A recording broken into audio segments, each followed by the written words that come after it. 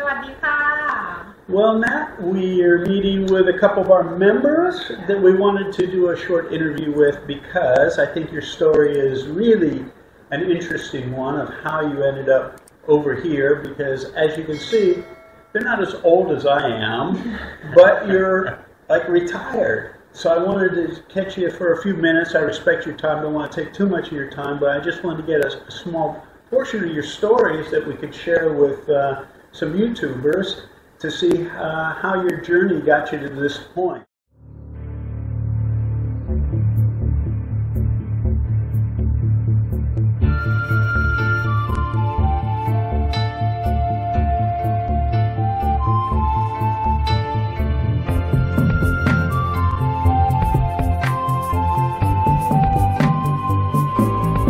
So I just have a few questions, and maybe you can help out, because I know other people vacillate as they get close to retirement age of, should I retire, should I not retire, when's a good age, what would I do if I'm retired, and I think you all can answer a lot of these questions. So I just have a few questions, and maybe you can help out, because I know other people vacillate as they get close to retirement age of, should I retire, should I not retire, when's a good age, what would I do if I'm retired, and I think you all can answer a lot of these questions. So what did you do before you retired? Oh, I was a lead pharmacist at a hospital retail pharmacy, in pharmacy for 25 years. Okay. I was in the motorcycle industry working as a parts person actually at a pretty good sized dealership in Oregon.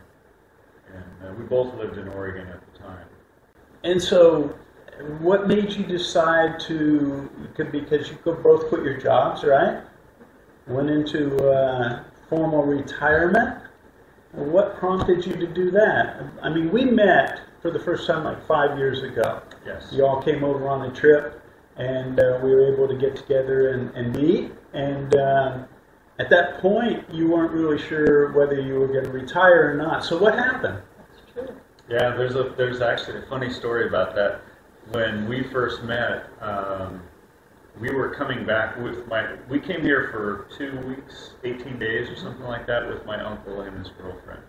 And we had never met you, but you and I had communicated a little bit on emails, and we were coming back from a safari park, and you said, hey, we're in Hua Hin at Macro, can you make it? And we're like, well, we're like half an hour away, so we rushed down to the taxi stand, and we see the taxi guy, and he's completely passed out, asleep. It was a warm day, and he laid down and fell asleep. And he woke up, and he looked at us, and it took a while for him to figure out where he was. And we asked him if he could take us to Macro, and he flew to Macro.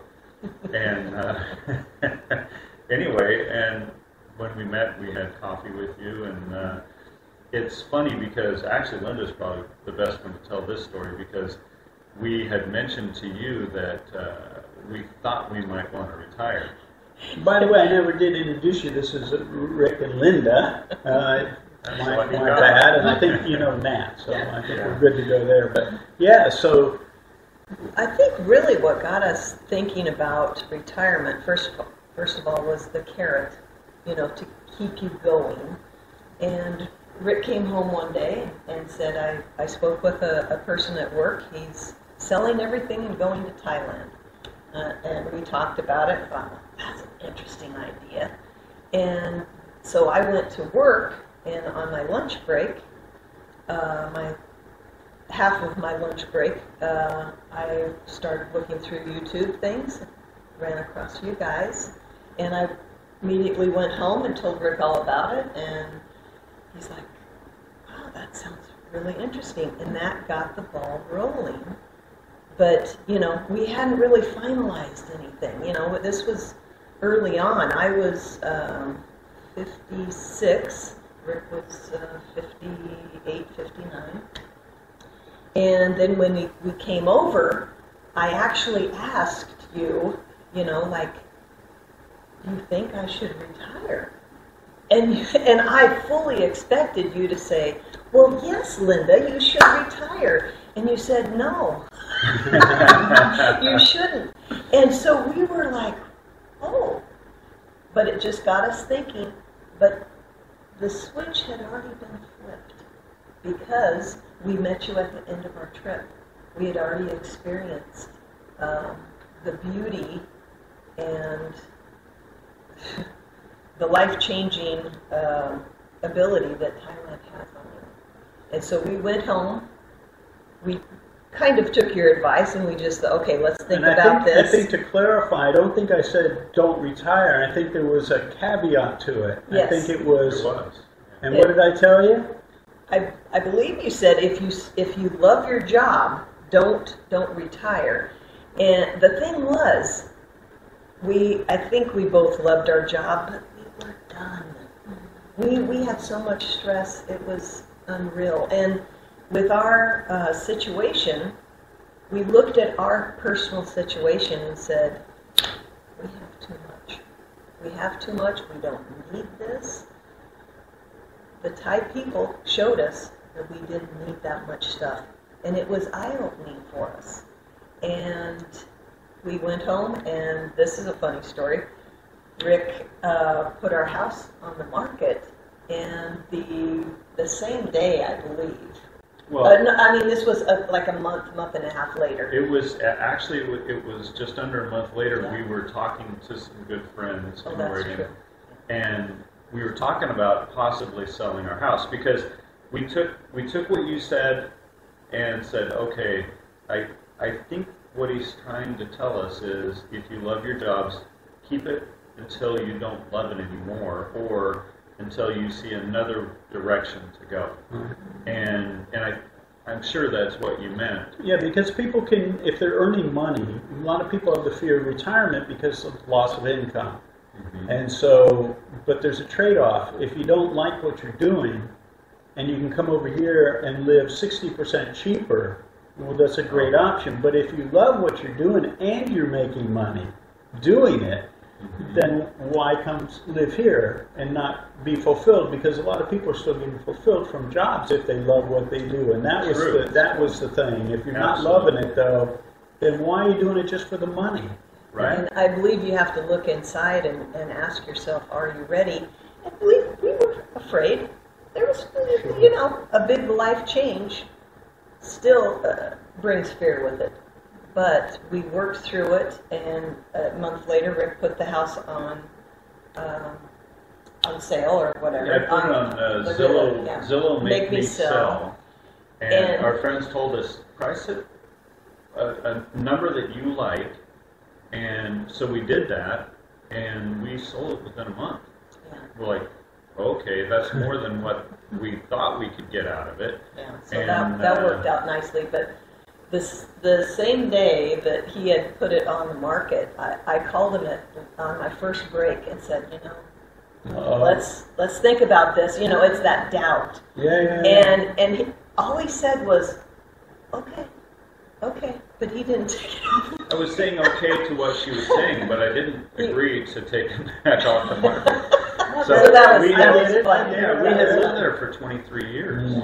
So, And and it's funny because the universe kind of brings things to you. We talked to our neighbor across the street, and he said, yes. I've been retired for 12 years. Retire as soon as you can. He said And- 12 years goes like that, and we've never forgotten that. Yeah. And the we carrot- thank them to this day. The carrot of Thailand is always out here going, people here are wonderful. You can live reasonably, and people say hello. They smile when they say hello. They're sincere. They're in sincere. everything they do. They don't want what you have. They like that you have what you have, but they don't take what you have. You can leave things, as you know. A lady left her purse on her scooter in the parking lot for 3 days last week in the basket. I mean, I took a picture of it. I'm like, this doesn't happen. Yeah. We rode our scooter to Prachuap the other day, and we had a water bottle that had $20 worth of Thai baht in it, and we didn't want to bring it back up to the room, so we just hung it on the fence. And And 2 it was days there. later, we came back, and we knew it was going to be there. You got to worry more about the wild monkeys stealing things Oh, here yeah. than you do You there. know, Stay that, away we from forgot them. about that. Uh-huh. But You'll but- see them with a new iPhone or something. Yeah. yeah. And we've actually seen that happen. We saw a guy taking a picture of the monkeys. The monkey jumped on his back, grabbed his phone, and ran off with it. And of course he's yelling, "That's my phone!" You're like the monkeys can go, oh, sorry. I didn't realize. Yeah, funny. So, so you all made the leap, sold the house. Mhm. Did you put your jobs before you sold it or after? After, After. because So now you're homeless and jobless. Yeah, gave our notices the day the house closed. yes, Really? the day Yes. we had the money, and it took a long time because these people had a contingency, and we had to wait. It was fine. We had all the time in the world, and we did have another situation to move into a travel trailer, so that was not a problem. So it really worked out, and 5 years later, we couldn't be happier. Now the interesting thing is you didn't just pack up and move to Thailand. No. So explain what your lifestyle, your current Well- lifestyle is. We live some in Oregon, some in Arizona, and some in Thailand, and we love it all. And how sit? And we had a wonderful opportunity this year. Just came out of nowhere. Right, and we have a friend, a very good friend in Oregon that we house sit for him and his wife part of the summer, which And then- works out great. And Yeah, then we this love year, that this year. through another friend, we were able to house sit for a month and 3 weeks in Kona, Hawaii. In Kona, Hawaii. Yeah, That's 2 not hard to different trips. take. No, and you That you came out of can't- nowhere. You can't do this kind of thing if you're working full time. And we've adjusted to the difference in our income. Coming to Thailand basically is a wash. I mean, the amount of money that you spend at home on things you don't need on Amazon, cost of food, the cost of gas for your car. We have a great insurance guy that puts our insurance at basic levels when we come here. So it's kind of a wash being here. We always refer to it as we're now kids with money. We can Teenagers with money. Yeah, it's like Yeah. we live like we did in the '60s when we were kids. If we want to go to the store and buy a Pepsi, we can afford to go to the store and buy a Pepsi. We don't have to hunt for bottles and do all those kind of things. Not like it was as a kid. Yeah, as a kid. Yeah. So it's if you want to jump on a plane and go to Kona or come to Hawaii. We just do. Yeah. We just You all Because- are also very active. You do a lot of biking around. Mhm. And so you're staying active, which is really Very, good. very So active. what are you doing now that, besides just the travel itself, what are you doing to occupy your time so you're not bored? I mean, going from a job to like hitting the brakes to zero. Interesting you should say that, because Rick was very worried that I would have, this trouble of giving up this stressful job and working 10-hour shifts and all this. And How's that working out? I there is a decompression time. Mhm. There is that, but we love life so much that we enjoy each other's company. We actually put in a routine of exercising first thing, and then we visit people. We enjoy nature. It's okay just to enjoy life. Yeah. You don't have to, we've got to do this, this, and this. There are things that we do in the different places that we live. Having friends over, game night. I mean, that's a biggie for us in certain areas that we live. And it seems as if we almost have a different life in each place, which is also fun. Yeah, that's interesting. But what I was going to also say that we did have a plan. We didn't just jump into it. Luckily, Rick had looked into certain things that you have to have in order. We worked super hard for 43 plus years, and then we tried to make that money work for us. So we saved from when we were teenagers. We were saving. Luckily, we had mentors that said, "Pay yourself first." And we took that advice. Even when we had no money, we still eked by, and then we put it into play, and that's how we got here. And we could not be happier. Yeah, I think everybody has the lean times. You have the times when things are going good, and you have the lean times. And if you use those lean times and carry on that mindset to the times when things are good, it evens everything out. So when you get to the point to where we were looking at like 5 years with very, very limited income. And,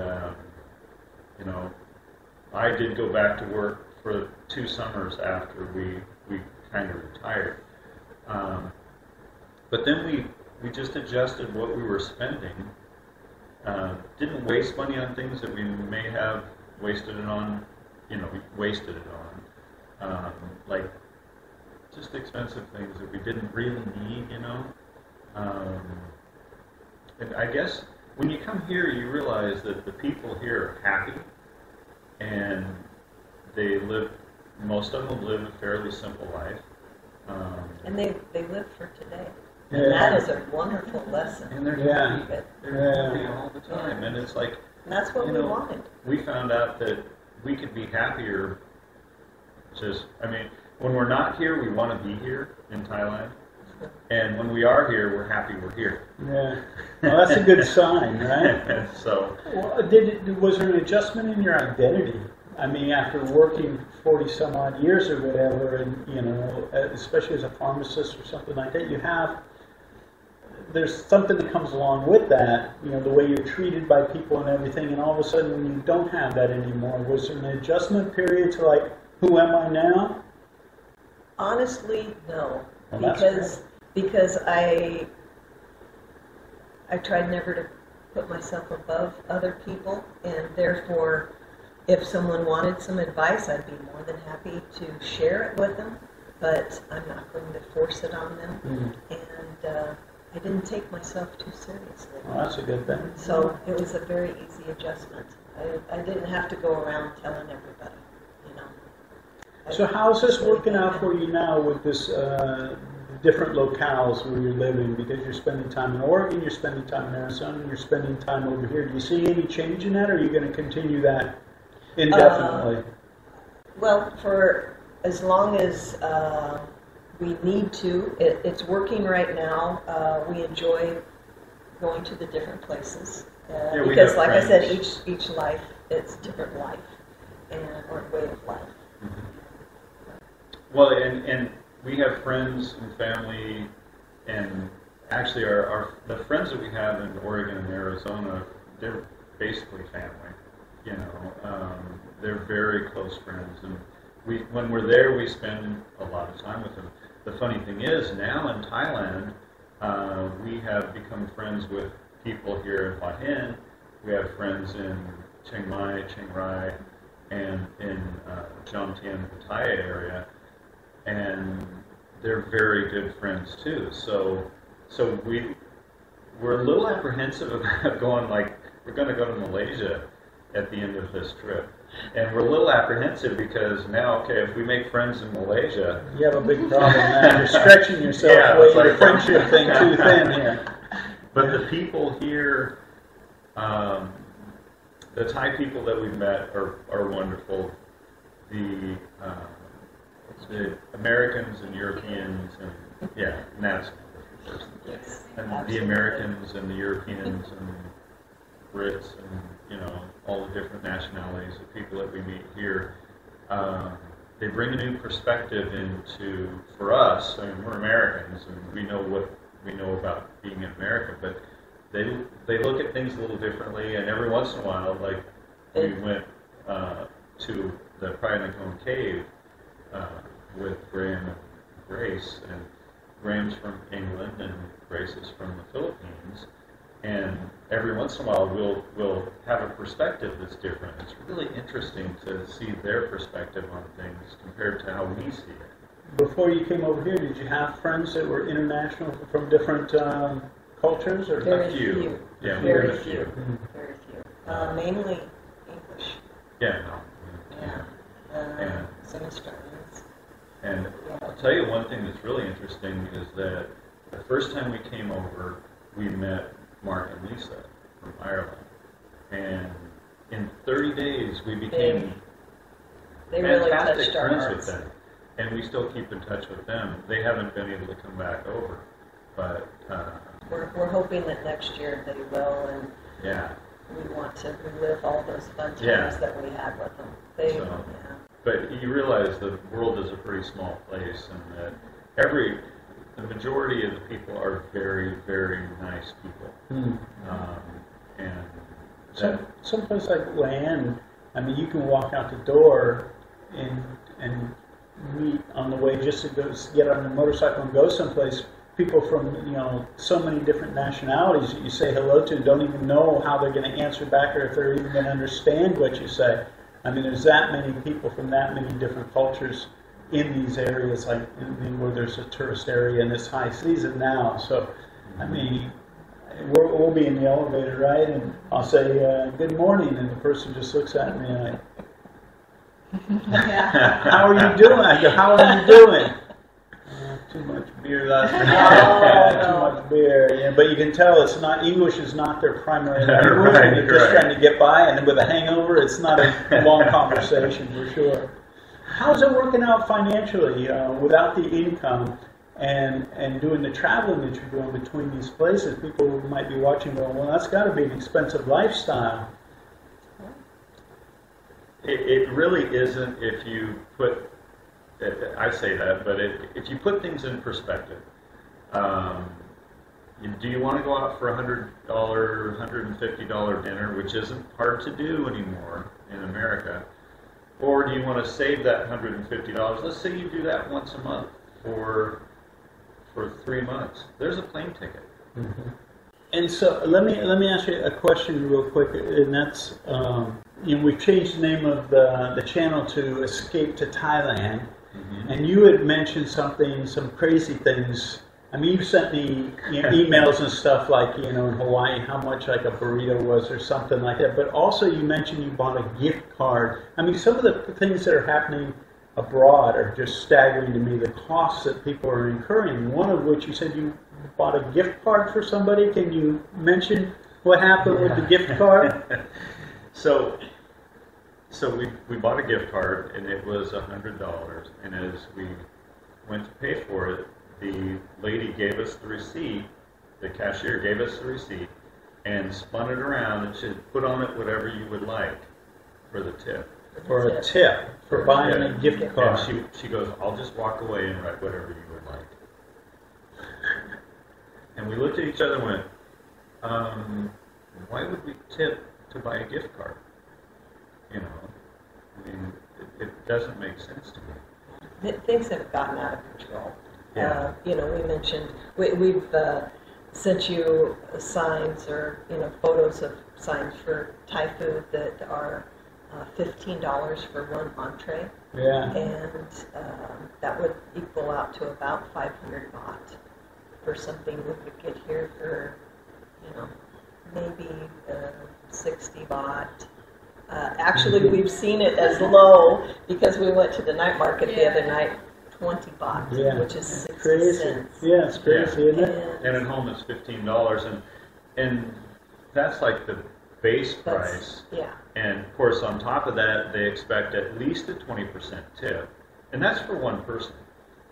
If you go out, when I said it's not hard to spend $150 on dinner, because if you go out, if we each get something, you go to a Thai restaurant, it's going to be minimum $15 a person. If you get like pad Thai or like a Pao or something like that. If you get an appetizer, that's going to be $9, $10. A drink of any kind is $4 to $8 probably. so you add all that up, and when I say it's not living or coming here for the time we come here, it's a wash financially, because even if you figure in the cost of the airfare, we rent a scooter, we go out to eat every day, and if we go out to eat and it's $10, we're like, oh geez, it's $10 here, you know. It's shocking. Yeah, it's like It's a high-end meal. exactly, yeah. Yeah. It is.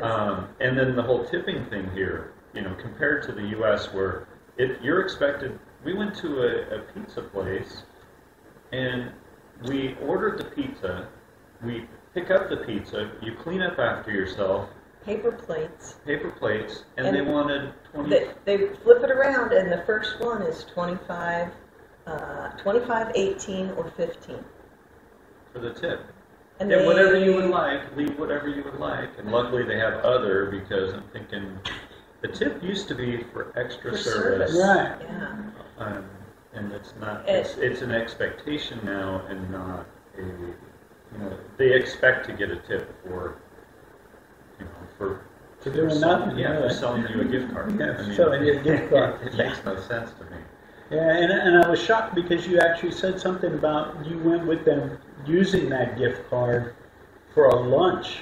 For a lunch. And it was a $100 gift card, but it didn't cover lunch.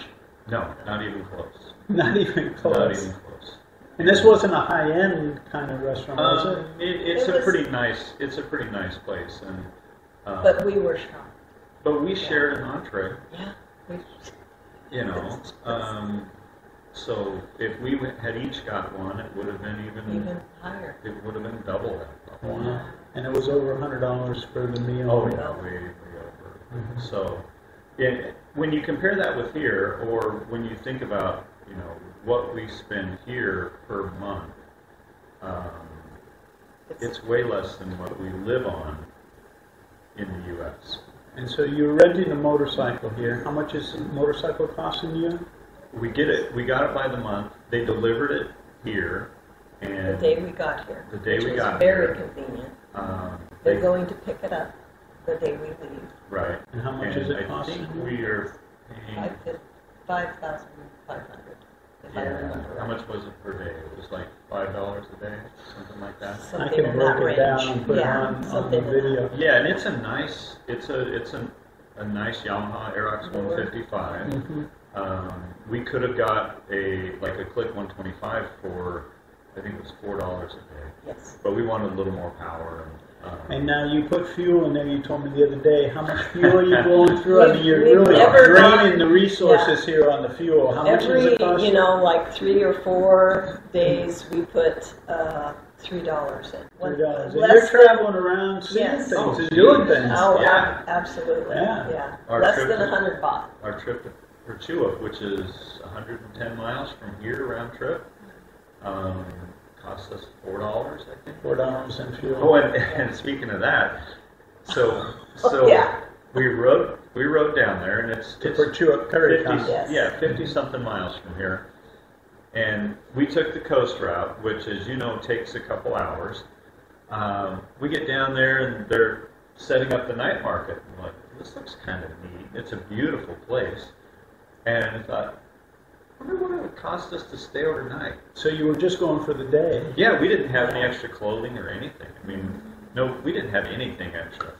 And so we found it a decent little. Yeah, we noticed a big sign and it said 400. I assumed it said baht. I wasn't for sure. And you know, you kind of have to go off your instincts. It could be something completely different, but we just went in there. But we found this nice young man that was kind of in the same predicament, but he had already paid for it. He had paid for his lodging, but there wasn't anyone there, so he got a hold of someone. Nobody's is- there. Yeah, no They're one renting there. rooms, but nobody's Yeah, there. and as you know, it's not uncommon to go into a restaurant or a business or whatever, and there's no one there. And if you wait a little while, someone will show up. But They don't- showed up. They don't worry about what stuff is in there. It's amazing. So to make a long story short, for For $20, we got a room. We went to 7-Eleven, bought toothbrushes, toothpaste, deodorant, and we went to the night market for dinner. Had some fantastic kebabs. They're donor huge. kebabs. Yeah, donor kebabs. They were great. And And we offer. I mean, drinks and smoothies or whatever it was for $20. That was all in. Yeah, all in. That was the hotel room and everything. And when we went to pay for the hotel room, the only person that was behind the counter was one of the cleaning ladies, and she says, I can't take any money. So the guy that we were talking to, he was Thai, but he could speak English. He said, well, I'll pay for it for you through my telephone, and then you just give me the money for it. And So that's what we did. People helping people, and Yeah.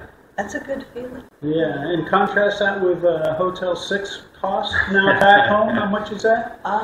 If you can find if you can find one, 125 probably, at the very $125. Crazy. At Well, the very now, least. you've mentioned in our conversation here a number of reasons why I think people should or think about escaping to Thailand, especially if they're in retirement age or they got online income or something, and get away from some of the social aspects as well as the financial issues that are going on over there. Because I think, as you know, just the social interactions with people here, not just Thai people, but we other foreigners that come here are a lot different than in the Western countries now. Absolutely. We've met a few, Mark and some people at a birthday party the other night, and they're like, when you come back, we really want to see you. It just makes you feel good. Mm. And every day in Thailand, what we've found is an adventure. Yeah. We came from a life that, we know that life inside out. This is an adventure every day. Yeah. Yeah, you'll get a curve thrown at you every day. Sure. And no place is perfect. Everything isn't perfect here, but that imperfection makes it perfect for us because we never know. If we hop on the scooter and ride to the north end of Hua Hin, between here and there, something will happen, whether it's like the other day following a guy on a scooter at night with no lights on, and he's carrying a piece of conduit, and couldn't get too close to him from behind because you get stabbed by the conduit, but the front of it was like a jousting spear out there. Keeps you on your toes, doesn't it? Yeah, like a lance out there, Yeah. and he's just cruising, no headlight, no tail light, no nothing. Crazy. But everybody watches out for him, and he does his thing, and See, that would drive a lot of people crazy, though. It's like you got to have laws against that. And we do have laws against it. It's just that there's flexibility here, and this guy doesn't have the wherewithal to repair his bike. He's trying to do some work and survive, and that reminds me of this all the time. When I get irritated about something, it's usually, she looks at me and says, well, these people are just trying to make a living, Yeah. Got to keep that in mind true. all the time. If they're just trying to get by. Yes. And so the laws are flexible, allow them to do that, whereas back home, it's like it's a letter of the law, and if you can't afford it, you're under the overpass, Absolutely. living. Exactly. We were talking about that just the other day. Yeah. That's true. But in addition, like I was just thinking about going to Sinoi, and we pull up on this trip, we pull up, and we always buy some spring rolls from this older lady. She recognized us. I know you've talked about this a lot. She recognized us immediately. Oh, sit down. So nice to see you again. Haven't seen her for a year. Yeah. And I don't know. I don't even know if you can quantify how that makes you feel. Sure. Sure. It's, I go into 7-Eleven, they remember me after a year, and I'm thinking, it must have been thousands and thousands of people that came in between last time I was there, and they still remember, and not only remember me, but remember what it is I drink. The coffee. It's crazy. It's amazing.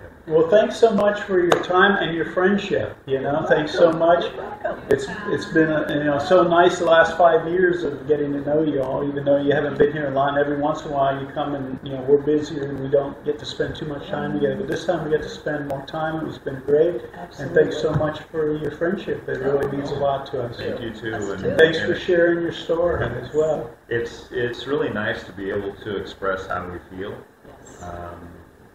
And until you get here, we can say it all day long, but until you get here and you get it, once you get it, it's like, okay, this is You never a wanna let great it go. place. Yeah. And that's why I think when we're home, we want to be here, and when we're here, we want to be here. Well, it also gives you an idea for the amount of times you've been here, how you can live comfortably and what it would cost you. So you've got now a baseline of saying, okay, if we budgeted this much money to live in a place like Thailand, what would our lifestyle be? And it's pretty good, actually. Absolutely. It's very good. And we have acknowledged those things. We've talked about them, and it seems to actually be going down as far as how much it costs us, because we talk about things and we go, oh, I really like that, but oh, this may not work for us this time, and we actually see the costs going down. Yeah, and when you're here long enough, like you all, you go from tourist mode to daily life mode because you're doing the same thing, and you get a really good idea of what your lifestyle would be like, not just financially, the budget, but also the friendships and all the other things that go along with it. So it's great. Yeah. All right, Very cool. for Escape to Thailand, Matt, JC, Rick, and Linda, see ya, and think about escaping to get over here. It's a great place. Bye-bye. We interrupt our program to bring you this important message.